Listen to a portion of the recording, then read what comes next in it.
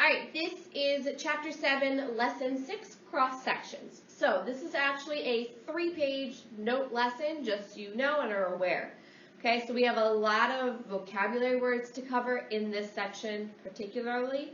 So remember all those vocab words that you had at the beginning of this chapter, and you're like, this is really long. Most of them are coming from this section, okay? So we're going to be talking about three-dimensional figures, and we're going to basically be dissecting them or cutting them in pieces and seeing what shapes result from those dissections. Okay, so cross-section. A blank is a three-dimensional figure with at least two parallel congruent faces called a blank that are polygons. A blank is a three-dimensional figure with one base that is a polygon. Its other faces are triangles. So, in those blanks, you're going to write a prism. So a prism is a three-dimensional figure with at least two parallel congruent faces, which are called bases, that are polygons, and a blank, which is pyramid, is a three-dimensional figure with one base that is a polygon. Its other faces are triangles. Okay? So I want to write prism or pyramid on the line beneath each figure. So for this one, this is a prism. It has two parallel congruent faces.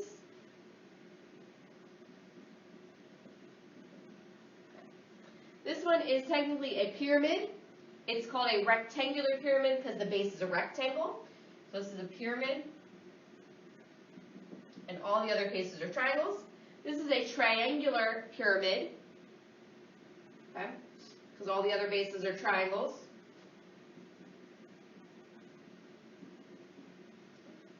And this is a prism because there's three rectangles. Okay? This is a triangular prism, by the way. So there are different types of pyramids and there are different types of prisms. All right, the next thing I want to do is identify three-dimensional figures. A blank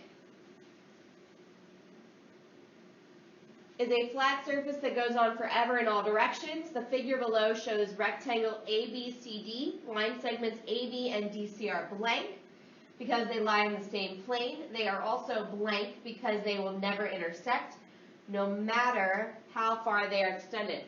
So, in those blanks, you're going to write plane. In that blank, you're going to write plane, not like the plane that you fly, okay? So a plane is a flat surface that goes on forever in all directions. The figure below shows rectangle ABCD. Line segments A and B and DC are coplanar, okay, because they lie in the same plane. They're also parallel because they will never intersect no matter how far they are extended. Just as two lines in a plane can intersect or be parallel, there are different ways that planes may be related in space. So they can intersect in a line. So you can see that there's a line, they intersect. Okay. They can intersect at a specific point. So in this case, there are three planes, they all intersect at a specific point. And then there's a no intersection, and they're called parallel planes. Intersecting planes can form three-dimensional figures. A blank is a three-dimensional figure with flat surfaces that are polyhedrons. Prisms and pyramids are both polyhedrons. Some terms associated with three-dimensional figures are edge, face, vertex, and diagonal. So in that blank, you're going to write polyhedron.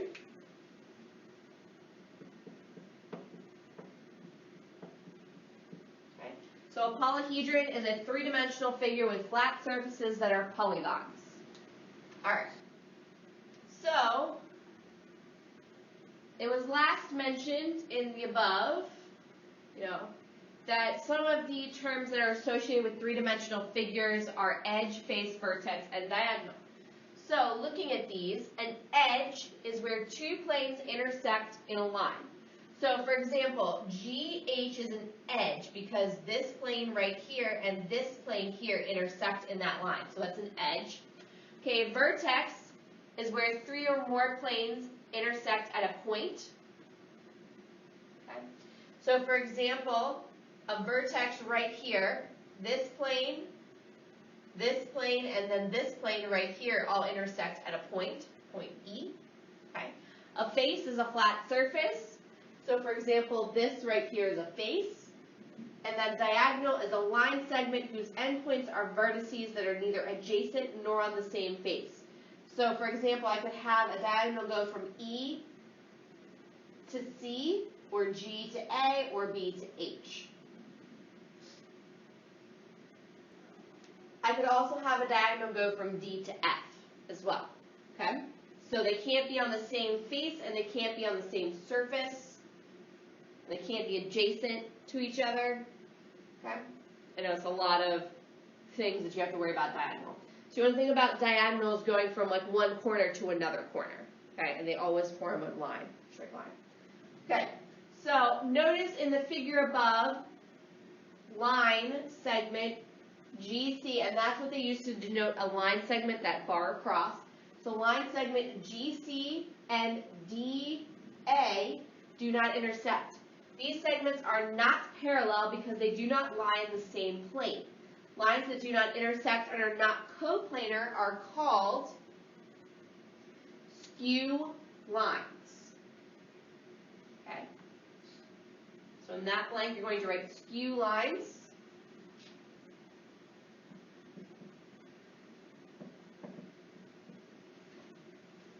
There are also solids that are not polyhedrons.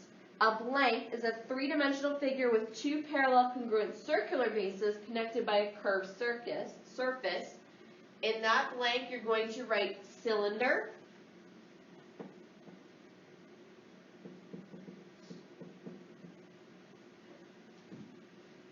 So a cylinder is a three-dimensional figure with two parallel congruent circles. So parallel means that they don't intersect, and congruent means that they're the same size. Circular base is connected by a curved surface. A blank has one circular base connected by a curved side to a single vertex. In that blank, you're going to write cone.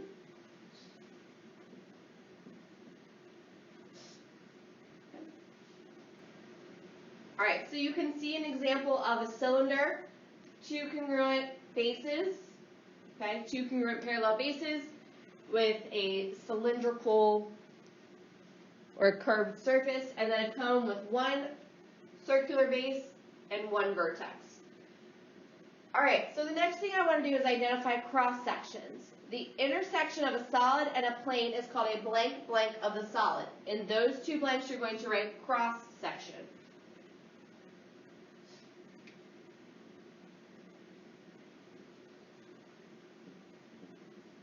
So the intersection of a solid and a plane is called a cross section of the solid.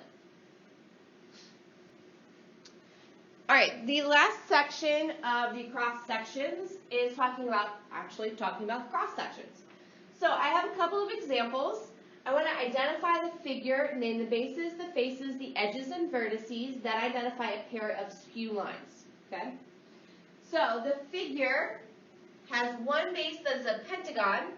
So there's a pentagon at the bottom, and then all other ones are triangles, so that means it's a pentagonal pyramid.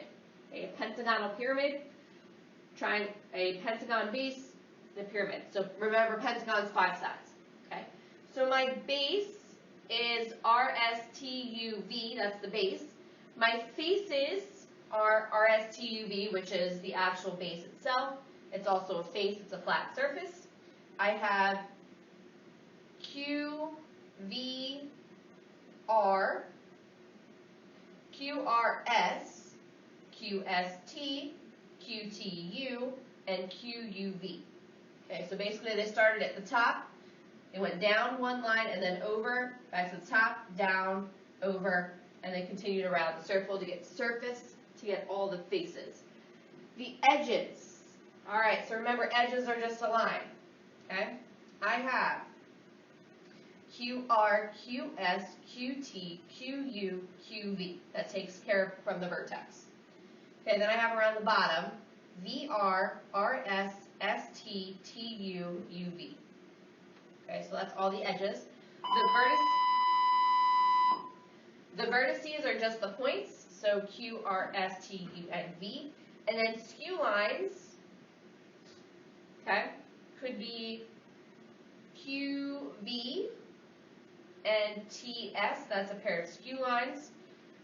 You could do QV and SR. You could do QV and TU. Okay, any of those would work. That one makes the most sense because they're on two totally different planes. Okay.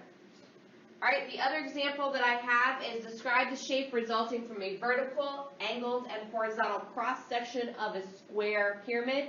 So a square pyramid was drawn. Vertical slice, I sliced it right down from the top, and if I were to pull it apart, it would be a triangle. Okay? If I did an angled slice, okay, I'd get a trapezoid. And if I did a horizontal slice, picked it up, I'd get a square. Okay. All right, so there are a couple of try problems out below. I want you to go ahead, pause the video, try them out, and when you're done, we'll go over the answers together.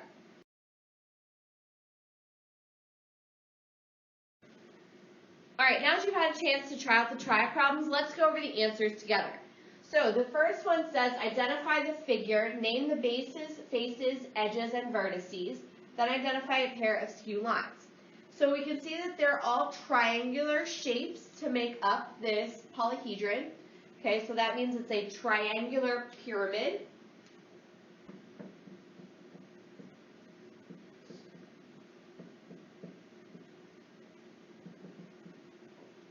My base is this bottom one right here, so JML.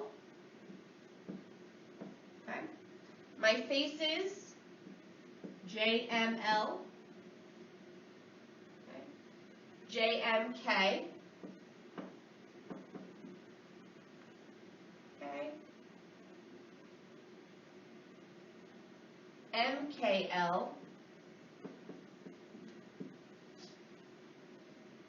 And then JKL.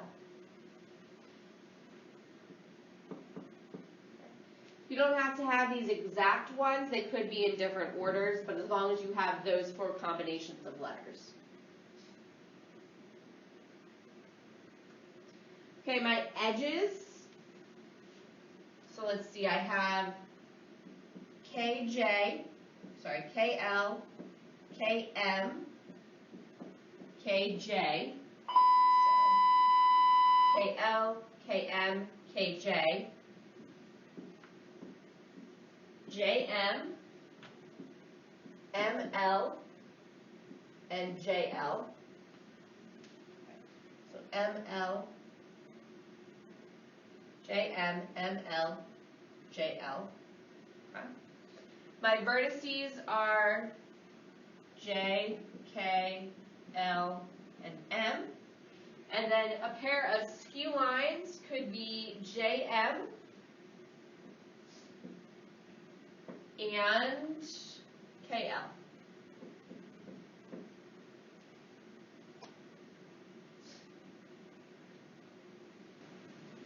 All right, the last one I'm talking about is describe the shape resulting from a vertical, angled, and horizontal cross section of a cylinder.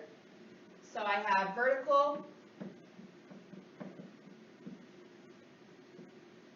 angled, and horizontal. Okay. So if I have a cylinder like this cylinder right here, okay? And if I cut it straight down the middle and were to pull it apart, I would get a rectangle. Okay. If I were to take it and angle it down, I would get an oval. And if I were to just cut it straight across, I would get a circle.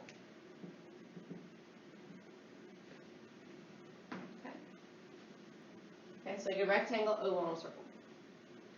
All right, and that is the end of Chapter 7, Lesson 6.